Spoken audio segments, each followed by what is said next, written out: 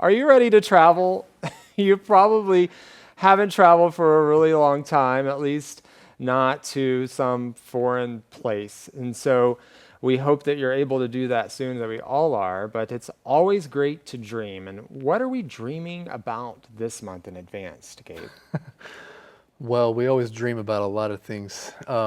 However, you mentioned travel. And so, one of the places we're talking about is London and, England. I've never been. I've been to London, actually, just a couple of years ago, and I loved it. I would absolutely love to go back there. I love just to eat fish and chips and go around and look at all of the historical sites. There's so much history there. I mean, coming from America, America is a very young country in comparison, and so I love to see the history there. Yeah, that's true. There's so much history, so much rain there as well. There is a lot of rain. I was lucky. We didn't have a lot of rain when I was there in the fall. Oh, good for you. But you've been to Europe, right? So. Yeah. Yes, well, a couple of times, and one of the times was when my wife and I went on our honeymoon. We traveled we started in Amsterdam, in Holland, visiting my sister who lives there, and then we went from there into Germany, southern Germany, and then into Prague, Czech Republic, all by train and a little bit by car. So those places were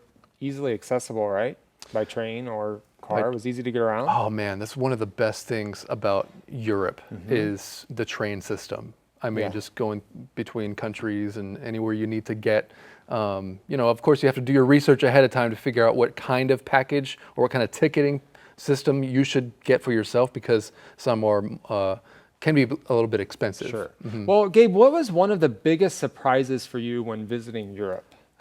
Well, speaking of trains, one of the biggest surprises was that sometimes the cars will detach at a certain station. What? We didn't realize that. My wife and I, we got on a train heading to, I think it was Prague from Germany at this time, and we got on one end thinking we were in the right car. And then this lady comes in at a station and she looks at our tickets and she says, "Oh, you need to go to the other end. Those are where your seats are actually, where your actual seats are. And by the way, this train is detaching at the next station. It's going to go back the opposite direction." This car.